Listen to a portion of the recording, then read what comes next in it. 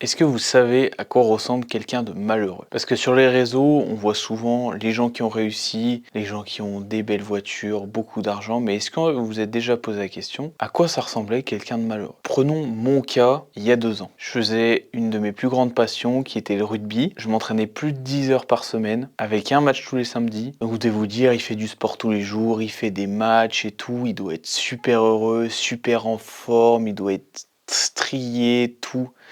Bah, en fait, pas du tout. Parce qu'à côté de ça, j'avais un temps d'écran qui avoisinait les 7 à 8 heures par jour. Je buvais de l'alcool, j'étais en surpoids et je mangeais soit au McDo, soit au tacos, au moins 2 à 3 fois par semaine. Et une alimentation pro-inflammatoire avec plein de glucides, plein d'aliments transformés à tous les repas. C'était horrible. Et en fait, tout ça, ça se ressentait dans ma vie parce que je manquais de motivation, je manquais d'implication au niveau du rugby, j'avais plus de plaisir à rien faire parce que à chaque fois que j'ouvrais mon téléphone, bah, je pouvais scroller et avoir une dose de dopamine directe juste en ouvrant mon téléphone. Et il y a 1 an, j'en ai eu marre de tout ça et je me suis lancé dans une prépa Ironman avec mon grand frère et ma grande sœur. Et du coup, j'ai vraiment tout arrêté. Donc je me suis renseigné sur l'alimentation, sur l'entraînement, sur tout ça, avec des centaines d'heures de podcasts, de lectures de livres, de vidéos regardées sur le sujet et de podcasts faits avec des experts de la nutrition, de la physiologie, de la prépa mentale. Et donc j'en ai ressorti 6 habitudes qui, moi, m'ont permis de tenir toute la prépa Ironman et de pouvoir atteindre mon objectif. Donc si tu veux toi aussi atteindre cet objectif, regarde ces 6 habitudes, elles sont exceptionnelles. Mais avant de commencer par la première habitude, il faut être conscient que c'est plus bénéfique d'enlever une mauvaise habitude que d'en rajouter une nouvelle. Donc première habitude, c'est implémenter les abats dans votre diète. Parce qu'on sait que la plupart de la population est carencée en minéraux, en vitamines, etc. Et que de nos jours, il y a presque personne qui mange des abats, ils sont souvent jetés parce que c'est fort, ils sont souvent donnés aux chiens ou des trucs comme ça. Alors que nos ancêtres, quand ils tuaient une bête, le premier truc qu'ils mangeaient, c'était le foie parce que c'était l'aliment qui avait la plus grosse valeur nutritive. Et aujourd'hui, en fait, on a complètement abandonné ces aliments et on les jette. Et donc, en fait, s'il manque des micronutriments, des enzymes, des trucs comme ça, et ben en fait, il va favoriser le fait de fonctionner à court terme et il va invalider les processus à court terme. Donc en fait, c'est pour ça que vous avez l'impression que là, vous mangez comme de la merde, tout va bien. Mais en fait, dans quelques années, c'est là que vous verrez la descente. Et en fait, on se rend pas compte, mais il faut seulement 7 grammes de foie de bœuf pour couvrir l'ensemble des besoins en micronutriments. Et donc en fait, 7 grammes, c'est vraiment que dalle. 7 grammes, je pense, c'est un bout comme ça, quoi. Donc si vous aimez pas les abats, le goût et tout, ce qui peut être intéressant, c'est de beaucoup les faire griller, de beaucoup les saler, de mettre beaucoup d'arômes dedans, beaucoup d'épices, et vous les mettez dans une salade, par exemple. Sinon, deuxième solution, vous faites revenir des échalotes, vous faites griller le foie, vous mettez de la crème, vous mettez du parmesan, vous mélangez bien. Et en fait, ça permet de couvrir un peu le goût et d'avoir une sauce et un plat super bon. Avec un peu de haricots à côté, franchement, c'est trop le feu. L'été dernier, en fait, j'étais au Portugal pendant 12 jours et j'ai vraiment mangé comme un gros porc. Pastéis de nata, de nuts, tout. Franchement, je me suis explosé le bide et je me suis dit, bah, quand je vais rentrer, je vais peser 200 kilos. Tu vois, je vais avoir pris 5 kilos, c'est sûr. Et en fait, je me suis pesé avant et après. Avant, je faisais 94 kilos. Je me suis pesé après être rentré, je faisais 94 kilos. Et je me suis dit, mais waouh, mais comment ça se fait que j'ai pris 0 kg? J'ai vraiment bouffé comme un gros sac. Et en fait, ce que je vous ai pas dit, c'est que déjà la ville, elle est comme ça, Lisbonne, et on a fait que marcher. Et en fait, on était à 15 000 pas tous les jours. Et des fois, on était de moyenne, hein. Donc des fois, on était à 30 000 pas par jour, et d'autres plutôt à 10 000 ou 8 000. Mais en fait, on a marché tous les jours, et on a marché minimum 10 000 pas par jour. Et donc, outre le fait de ne pas prendre du poids, en fait, c'est ultra important de marcher tous les jours et de bouger tous les jours. Parce qu'en fait, on est trop nombreux à avoir un travail sédentaire, à pas bouger, à être derrière notre ordi et tout. Par exemple, même moi, là, je vous fais la vidéo, je suis assis, mais il faudrait que je sois debout ou un truc comme ça. C'est juste que j'ai rien pour m'appuyer, j'ai pas envie d'être debout, ça me fait chier. Mais par exemple, là, moi, je me suis levé avant de tourner, je vais me lever après, je vais aller marcher un coup. Parce qu'en fait, vous croyez que faire 1 heure de course à pied, 1 heure de muscu par jour, en fait, ça fait de vous des sportifs et ça fait de vous des gens qui bougent. Mais en fait, vous êtes sédentaire dans tous les cas. C'est pas en faisant 1 heure de sport par jour que ça change quelque chose. En fait, il faut bouger tous les jours, tous les jours, tous les jours. Faut se lever tout le temps, faut bouger parce qu'en fait, sinon, ta colonne vertébrale, elle s'aplatit, tout, ça s'aplatit tout et en fait, après, bah, tu as du mal à marcher, tu as des problèmes de dos, tout ça. Donc moi, ce que je vous conseille pour implémenter tout ça. Donc dans un premier temps, ce que vous essayez de faire, c'est que vous essayez de vous lever une fois, au moins toutes les heures. Ou si vous avez des périodes de travail de 1h30, bah, vous travaillez 1h30 et au bout de ces 1h30, bah, vous allez marcher au moins 5 minutes. Vous marchez, vous partez quelque part et vous marchez 5 minutes. Et après, vous essayez toujours, si vous rendez quelque part, vous trouvez toujours le chemin le plus long ou le chemin le plus difficile, ou si vous allez au bureau à pied, vous marchez. Si vous devez y aller en vélo, vous allez en vélo. Vous vous garez sinon une station plus loin que dans le parking de votre bureau. Et sinon, le hack ultime, c'est vraiment de traquer ses pas et d'avoir 10 000 pas par jour. Donc ça, c'est vraiment le truc ultime. Et si vous pouvez pas au début faire 10 000 pas, vous commencez par 5 000. Et puis bah, vous montez à 7 000 le mois d'après, et puis à 10 000 après. Et en fait, c'est vraiment ultra utile. Le troisième truc, c'est vraiment limiter les réseaux sociaux. Parce que je vais pas vous faire encore le truc basique.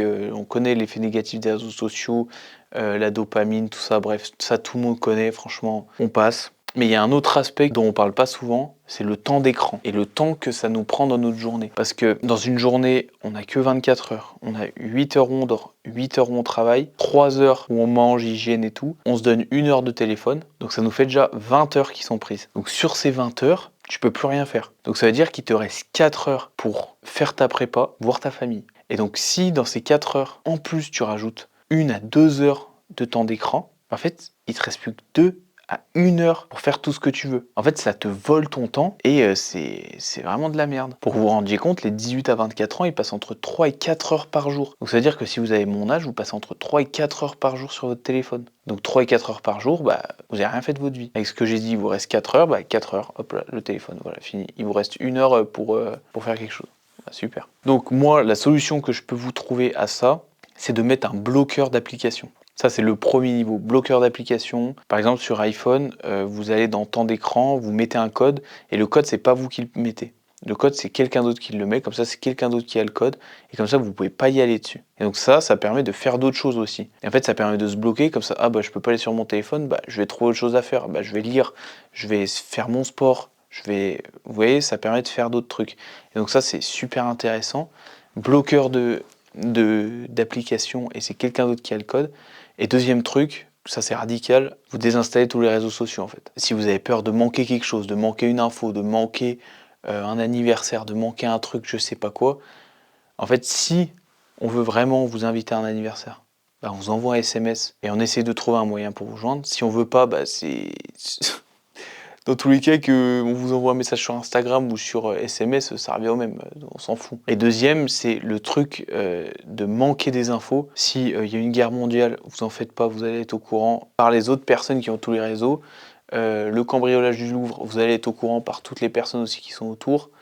Franchement, vous en faites pas. Donc ça, et aucun risque de louper une seule information, parce que les gens ils sont tellement bombardés d'informations que ils vous le diront tôt ou tard, donc vous en faites pas. Quatrième habitude, là c'est pas une habitude, c'est arrêter une habitude, c'est arrêter l'alcool. Moi c'est ce que j'ai fait, ça fait 1 an que j'ai arrêté l'alcool, à quelques exceptions près. Par exemple à Noël et du coup il y a quelques semaines là, pour la fin de l'Ironman. Mais sinon, j'ai complètement arrêté l'alcool. À chaque fois que je suis invité au bar, je prends un Perrier tranche. À chaque fois qu'il y a une soirée et tout, je prends un Perrier et tout. Franchement, je prends jamais d'alcool. Je prends plus jamais d'alcool. Parce qu'en fait, à chaque fois que je sortais, je me sentais obligé de me mettre une caisse, de boire des litres et des litres. Et en fait, à la fin, déjà, tu as quelques heures d'euphorie, mais en fait, la redescente, en fait, elle est brutale. Le lendemain, tu peux pas t'entraîner, t'es explosé toute la journée, t'as rien envie de faire. Parce que, par exemple, moi, si je vais en boîte avec mes potes, bah, je sais que je bois pas. Je vais peut-être me coucher à 3-4 heures du mat, mais en fait, j'aurai pas l'alcool dans le sang, j'aurai rien du tout. Et le lendemain, par exemple, je me dis, bah, je me lève à midi, un truc comme ça. Je sais que je peux aller faire ma séance. Je sais que je peux aller rouler, je sais que je peux aller courir. Et en fait, c'est même des fois plus bénéfique parce que je serai déjà fatigué, donc il y aura déjà de la fatigue. Donc ça permet d'avoir une meilleure séance. Et pour ceux qui ont peur de devenir chiant, d'être le roulou du groupe, «Non, je bois pas, je bois pas, je bois pas». Bah, en fait, vous en foutez parce que déjà vous prenez soin de vous. Au début, les gens ils vont vous poser des questions: «Mais comment tu fais pour faire une soirée et pas boire et tout, et tout, et tout?» Bah, en fait, ça change rien du tout, tu vois? Tu passes toujours un moment avec les gens, et puis en fait, s'ils te trouvent relou, bah, ils t'inviteront plus, tu te sépareras d'eux, ça sera voilà. En fait, ça permet d'aussi, de te séparer des gens qui sont pas dans la même vision que toi. Donc ça, c'est aussi bien, tu vois? Moi, ça m'est pas arrivé, mais si ça arrive à des gens, bah, séparez-vous d'eux, vous en foutez, c'est vos potes, mais bon, ils ont pas la même vision que vous, ça sert à rien de rester avec des gens qui vous tirent vers le bas. Et donc l'alcool, il a 2 problèmes. Ça impacte l'insuline, donc l'insuline, c'est l'hormone qui stocke le gras et du coup, l'alcool, c'est du sucre. Donc ça veut dire que si vous buvez de l'alcool, dans un premier temps, il faut éliminer l'alcool parce que le corps, il élimine d'abord l'alcool et après, il élimine le sucre. Hop là, il doit éliminer l'alcool et après, il doit pic d'insuline et il doit redistribuer le sucre dans les endroits où il y en a besoin, voilà, pour vivre. Et après, le surplus, il le stocke. Il le stocke ici, dans le gras. Donc voilà, donc ça vous fait grossir aussi. Et le deuxième truc, c'est qu'en fait, quand t'arrêtes, t'es moins déprimé, t'es plus motivé, tu peux lancer des projets, tu vois, t'es pas attiré par ce truc de l'alcool, de sortir, de se mettre une caisse, de tout, de plus être en forme. Après, t'es obligé de mettre 2 3 jours à t'en remettre, tout. Et en fait, ça, moi, je trouve que ça permet de changer la vie.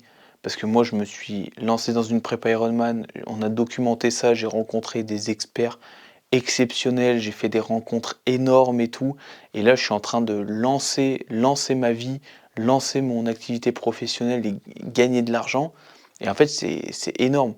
Donc ça permet aussi de switcher, de faire autre chose de sa vie et de sortir de ces bas-fonds d'alcoolo, quoi. Est-ce que l'arrêt de l'alcool, c'est le seul responsable de tout ça? Je pense pas, mais ça y a fortement contribué. La cinquième habitude, c'est manger des aliments bruts et non transformés. Parce que de nos jours, on a une alimentation très pauvre nutritionnellement. On mange ultra transformé, on mange dans des produits emballés avec des perturbateurs endocriniens, une alimentation pro-inflammatoire, etc. Avec céréales, jus d'orange, pain, beurre, confiture le matin avec pâtes je sais pas quoi le midi et puis par contre, le soir, je mange healthy, hein, avec riz, poulet, brocoli. Non mais ça je suis mort de rire, ils mangent comme de la merde, toute la journée et puis ils se disent manger healthy et ils comprennent pas pourquoi ils perdent pas de poids. Bref, petite parenthèse, donc on a vraiment une alimentation pauvre, mais pauvre de chez pauvre. En fait, le résultat, c'est que résistance à l'insuline, foie gras, stéatose hépatite, c'est la même chose, mais bref, plein de maladies comme ça, obésité, et cetera, à cause de ça. Et vous allez vous dire: «Mais vous êtes pas concerné parce que vous faites du triathlon». Mais en fait, il y a des athlètes qui, dû en fait des athlètes de haut niveau, dû en fait à une surconsommation de glucides et je pense aussi d'aliments de merde, et bah, des gels de glucides à tous les entraînements, genre 2 à 250 grammes de glucides au repas, et ben en fait, ils ont fait, un foie gras, ce qu'on appelle. Le foie gras que vous mangez à Noël du canard, et ben on fait un foie gras parce qu'on bourre le canard et ça fait la même chose pour les humains. Souvent, ça fait ça pour avec l'alcool. Donc déjà, si vous buvez de l'alcool, plus vous bouffez des glucides à foison ultra transformés, bah, ça va faire ça. Donc pour pallier à tout ça, moi, je vous donne une règle, c'est, manger brut et non transformé. Si ça vole pas, ça court pas, ça pousse pas et si c'est dans un emballage plastique, vous le mangez pas. Donc ça veut dire qu'en fait, c'est ultra simple de manger viande, poisson, œufs, fromage, légumes, c'est tout. Fruits, c'est tout. C'est pas plus compliqué que ça. Mais le problème, c'est que en théorie, c'est simple. En fait, à mettre en œuvre, c'est difficile. Parce que qui mange comme ça toute l'année? Personne. Moi, je mange pas comme ça toute l'année non plus. Mais il faut aller dans cette démarche-là. Et aussi, deuxième truc, manger des aliments de qualité. Où vous achetez vos aliments, il faut que ça soit chez des paysans locaux, de la viande de qualité, des légumes de qualité, des fruits de qualité, tout ça acheté localement et de qualité. Et le sixième pilier, c'est le sommeil. Imaginez, on met 3 personnes dans une pièce, une qui est privée de sommeil, une qui est privée de nourriture, une qui est privée de boire. Vous pensez que c'est quelle personne qui meurt en premier? C'est la personne qui dort pas. Et je vais vous expliquer pourquoi. Et en fait, on a des cycles circadiens qui sont alignée avec l'heure solaire. Dans cette heure solaire, il y a un coucher et un lever. Et donc dans cette plage-là, en fait, c'est là où le corps se régénère. Donc il y a plusieurs phases. Mais en fait, si vous loupez le début de cette heure solaire où le corps commence à se régénérer et que vous êtes sur votre téléphone, et ben en fait, c'est fini. Vous voyez, c'est comme si vous avez un rendez-vous à la gare et que votre train il passe à 21h. Si vous arrivez à 22h, bah, le train il est passé. Vous êtes obligé de prendre le deuxième, celui de 22h. Et donc ça veut dire que vous ne pourrez pas récupérer l'heure que vous avez passée de régénération. Ok, donc ça c'est super important de connaître ces heures solaires là. Donc là les heures solaires je vais vous les donner. Le début de la nuit c'est à 20h et la fin de la nuit c'est à 4h. Donc ce qui fait à peu près en hiver, donc ça fait 21h l'heure de coucher et ça fait 5h l'heure de lever. Et pour l'été, ça fait 22h et 6h. Et donc la nuit, elle est divisée en deux grosses parties. Une première partie de la nuit, les 4 premières heures, où souvent c'est fait pour régénérer le corps, les tissus, etc. Et il y a un certain nombre d'hormones qui est sécrété, testo, tous les trucs comme ça. Et donc ça veut dire que si l'hiver vous couchez après 21h, et ben le film en fait il est déjà lancé, le train il est déjà passé. Donc ça veut dire qu'il y a une partie de la régénération qui sera pas faite. Donc vraiment faire attention de se coucher avant 21h le soir. Et si vous pouvez pas, bah, vous couchez-vous à 22h, c'est pas grave. Mais aussi ce qui est super important, c'est d'éteindre les téléphones 1 à 2 heures avant de se coucher et de pas avoir la lumière bleue. Parce qu'en fait la lumière bleue c'est la même lumière que le soleil. Et ça envoie un signal au corps comme quoi, ah, c'est le jour, faut que je réveille, pic de cortisol, bim.